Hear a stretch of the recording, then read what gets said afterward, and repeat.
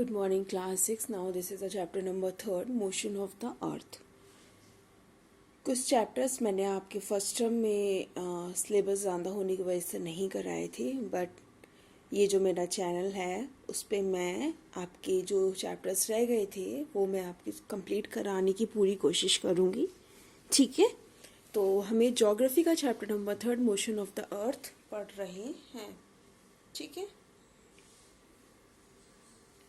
देखिए, जो अर्थ है वो एक तरह का प्लैनेट है. अदर प्लैनेट्स जो हैं वो हमारे किस में आते हैं? सोलर सिस्टम में आते हैं. जो हमारी अर्थ है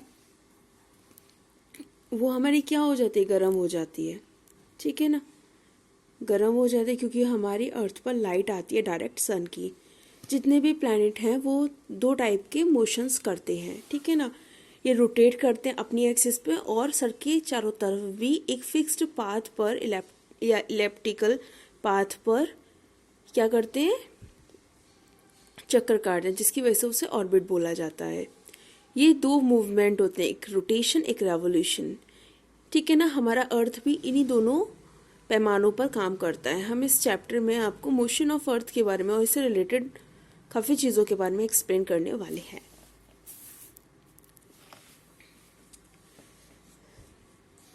देखिए, रोटेशन जो हमारी द मूवमेंट ऑफ अर्थ, जो हमारी अर्थ का मूवमेंट है अपनी एक्सिस पे, उसे बोलते हैं रोटेशन. जो हमारा अर्थ एक तरह का स्फीयर है जो कि रोटेट करता है अपनी एक्सिस पर. ठीक है ना, और एक जो रोटेशन होता है वो 24 आवर्स लेता है. ठीक है ना, और रोटेशन की वजह से हमारा दिन और रात होता है. जो एक्सिस है वो एक तरह से इमेजिनरी लाइन होती है हमारी. ठीक है ना, जो टिल्ट होता है वो एक फिक्स्ड डायरेक्शन में होता है, जिसकी वजह से क्या एक एंगल बनता है हमारा 66.5 degree to its orbital plane. अपनी ऑर्बिटल प्लेन के साथ एक एंगल बनाया जाता है जो कि मैंने आपको जिससे कि हॉरिजॉन्टल प्लेन बोला जाता है. इसके बाद इसे हम inclination of the earth axis भी बोलते हैं. ठीक है ना, लेकिन ये जो एंगल बनेगा, ठीक है ना, 23.5 डिग्री, वो उसके वर्टिकल सेक्शन के साथ बनेगा. ठीक है ना, जैसे कि आप इस डायग्राम में देख सकते हो. इसके अलावा जो हमारी अर्थ है वो रोटेट करती है वेस्ट टू ईस्ट, और half of the earth surface हमारा क्या होता है?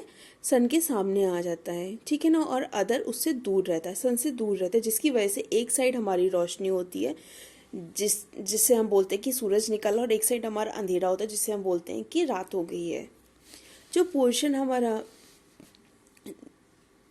सन के सामने आएगा डे बोला जाएगा, और जो उसके पीछे आएगा उसे रात बोला जाएगा. बता चुकी हूँ मैं ऑलरेडी आपको. जो सर्कल है वो डिवाइड करता है डे को नाइट से, जिसकी वजह से सर्कल ऑफ द इल्यूमिनेशन बोला जाता है. जो इंडिकेशन होता है, ठीक है ना, मतलब portion of experience of the light and darkness drawn the morning, noon, afternoon, dusk leading to the night. देखिए, कोई भी चीज़ अगर स्टार्ट होती है तो आपको पता है पहले अंधेरा होगा, फिर सुबह होगी, फिर आफ्टरनून होगा, फिर उसके बाद शाम होगी, उसके बाद रात हो जाएगी. ठीक है, इतना आप लोगों को समझ में आ गया होगा. अब देखिए, हमारे बहुत सारी कंडीशन होती हैं जिसे हम फेस करते हैं जब हम अर्थ डे बनाते हैं, हम अर्थ पर रहते हैं. जो पीरियड होता है हमारा डिफ्यूज़ करने का सन की लाइट को, ठीक है ना, वो कभी कभी हमको नहीं दिखता है. ठीक है ना, जैसे सनराइज होने से पहले, जैसे सनराइज होने से पहले आप लोगों ने देखा होगा 5 बजे या 4 बजे उठ के रात ही होती है. ठीक है ना, तो थोड़ा थोड़ा जो सनराइज होता है उसे डाउन बोलते हैं.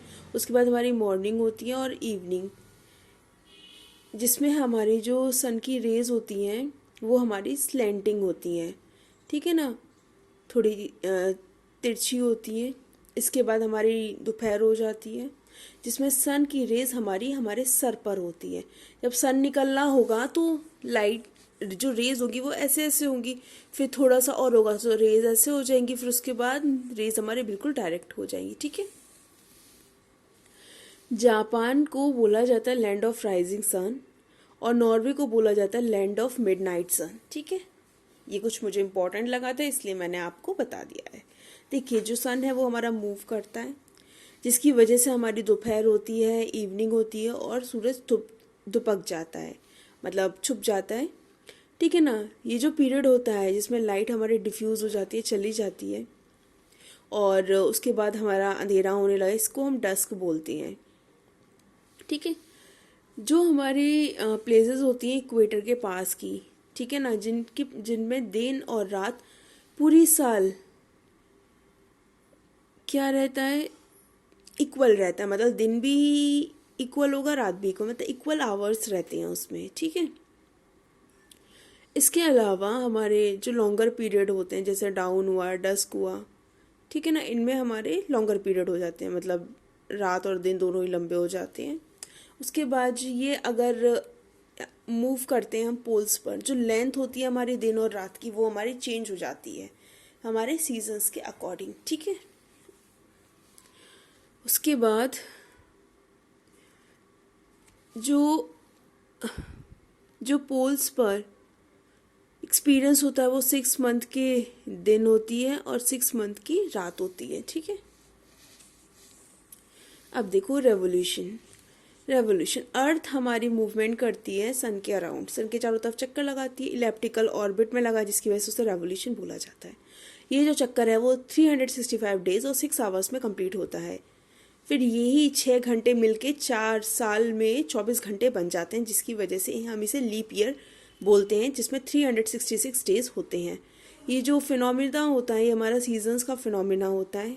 लीप ईयर के बारे में बता चुकी हूँ। 6 आवर 4 दिन मिला लीजिए, ठीक है ना, मतलब 4 साल के मिला लीजिए तो आपका एक दिन बन जाएगा, जिसकी वजह से ये हमारा एक दिन बढ़ जाता है। ठीक है ना। बता चुकी हूँ मैं आपको पूरा ये सब कुछ। ठीक है ना। एक्स्ट्रा डे हमारा बढ़ जाता है फरवरी के मंथ में।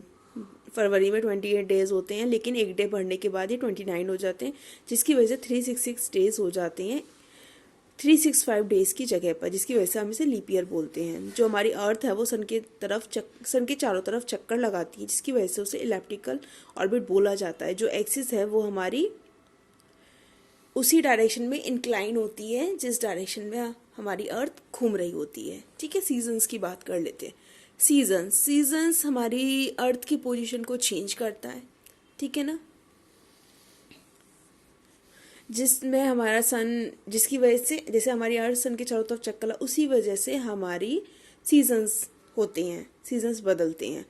4 तरह के सीजन्स होते हैं, समर, ऑटम, विंटर, स्प्रिंग। ये जो सीजन्स होते हैं ये चेंज लाते हैं हमारे किसकी वजह से, टेम्परेचर की कंडीशंस की वजह से।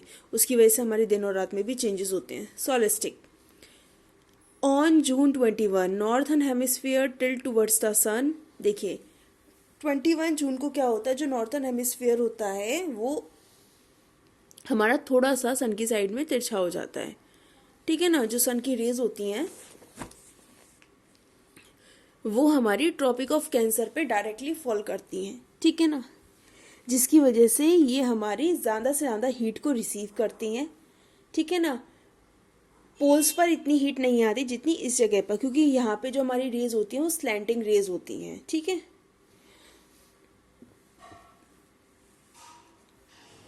इसके अलावा आप इस डायग्राम में बहुत अच्छी तरह से देख सकते हो, इसमें सारी चीज़ें काफ़ी डेट वाइज मेंशन है।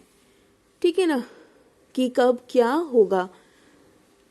ऐसे तो बताना मुश्किल हो जाएगा क्योंकि इसमें थोड़ा क्लियर नहीं आ रहा है, तो मैं आपको नहीं समझा पाऊंगी। ठीक है। मैं आपको बाकी सब समझा देती हूँ, आप ये डायग्राम समझ लेना। अगर कोई प्रॉब्लम तो आप मुझसे पूछ सकते हैं फ़ोन करके। जो नॉर्थ पोल है वो इंक्लाइन करता है हमारी सन की साइड में। ठीक है। और उसके बीच में जो नॉर्थ पोल और आर्टिक सर्कल आता है वो कंटिन्यू कराते हैं हमारे दिन को। ठीक है। जिसकी वजह से हमारा दिन होता है। और ये जो पीरियड होता है हमारा 6 मंथ का होता है। जो नॉर्थ हेमिस्फीयर है मूव रिसीव करता है काफ़ी ज़्यादा लाइट को, जिसकी वजह से हमारे समर सीज़न होता है। जो दिन होते हैं वो काफ़ी ज़्यादा लंबे होते हैं नाइट के कंपैरेटिव में। और जून 21 जो सन की रेज हैं वो वर्टिकल हो जाती हैं ट्रॉपिक ऑफ कैंसर पर। ठीक है ना, वर्टिकल हो जाती हैं। इसके बाद जो लॉन्गेस्ट डे होते हैं और मतलब दिन लंबे हो जाते हैं, रातें छोटी हो जाती हैं, ठीक है ना। इन द नॉर्थन हेमिस्फीयर में ऐसा होता है कि गर्मियों में हमारे दिन लंबे होते हैं, रातें छोटी होती हैं। सर्दियों में हमारे दिन छोटे होते हैं, रातें बहुत लंबी होती हैं, ठीक है ना। ये सबको पता ही होगा। इसके बाद जो सिचुएशन होती है वो हमारी रिवर्स हो जाती है साउथर्न हेमिस्फीयर में। टेम्परेचर हमारा कम हो जाता है, विंटर सीजन आ जाता है। विंटर सीजन में हमारे दिन छोटे हो जाते हैं, रातें लंबी हो जाती है। सेम चीज़ें मैं आपको बता ही चुकी हूँ। जो सिचुएशंस होती हैं हमारी समर सोलिस्टिक नॉर्थर्न हेमिस्फीयर में, ठीक है ना, उस टाइम पे समर हो रहा होता है। और जो प्लेसेस होती हैं हमारी इक्वेटर पे, duration of the day and night remain the same through out the year. Equator के आसपास जितने भी हमारे सिटीज स्टेट्स पड़ते हैं उनमें पूरी साल सेम रहता है, दिन इक्वल टू नाइट। मतलब जितने दिन घंटों का दिन होगा उतनी घंटों की रात होगी। वहाँ पे ना दिन बड़ा होता, ना रात छोटी होती है, ना रात बड़ी होती है, ना दिन छोटा होता है, ठीक है। ऑन 22 दिसंबर, ये हम वही बता रहे हैं आपको, वही सब कुछ एक्सप्लेन कर रहे हैं जो आपके डायग्राम में था, उसका थ्योरेटिकल बताया जा रहा है। साउथर्न हेमिस्फीयर का जो टिल्ट है वो हमारा सन के साइड थोड़ा सा मुड़ जाता है, जिसकी वजह से जो सन की रेज है वो वर्टिकली फॉल होना शुरू हो जाती है टॉपिक ऑफ कैप्रिकॉन पे। जो साउथर्न हेमिस्फीयर है वो रिसीव करता है काफ़ी ज़्यादा हीट्स को, और इसकी वजह से हमारी गर्मियाँ होती हैं। यहाँ पे हमारे दिन लंबे हो जाते हैं, रातें छोटी हो जाती हैं, ठीक है ना। अब नॉर्थर्न हेमिस्फीयर आते आते हमारी सर्दियाँ आ जाती हैं, जिसमें हमारे दिन छोटे हो जाते हैं, रातें लंबी हो जाती हैं। जो जगह होती है आर्टिक सर्कल और नॉर्थ पोल, वो एक्सपीरियंस करता है 6 मंथ का डार्कनेस। मतलब 6 मंथ तो अंधेरा रहेगा, रातें रहेंगी, ठीक है ना। और उसके बाद जो अंटार्कटिक सर्कल और साउथ पोल में 6 मंथ हमारी रोशनी रहती है। ये पोल्स की बात हम कर रहे हैं अभी। जो अंटार्कटिक सर्कल है उसमें 24 आवर्स कंटिन्यू दिन रहता है, ठीक है ना। ये पोजीशन जो है वो विंटर सोलिस्टिक बोला जाता है इसको। जो नॉर्थर्न हेमिस्फीयर है वो एक्सपीरियंस करता है इसको विंटर्स में। इक्विनॉक्स मार्च 21 से लेकर सितंबर 23 तक जो जो डायरेक्ट रेज आती हैं हमारी सन की, वो हमारी इक्वेटर पे आके सीधा फॉल करती हैं, जिसकी वजह से जो पोल्स पर इक्वल डिस्टेंस होता है हमारा सन का, और एंटायर वर्ल्ड जो एक्सपीरियंस करता है वो इक्वल करता है, ठीक है ना। मतलब जो duration of day and night क्या होती है, इक्वल होती है यहाँ पर, ठीक है।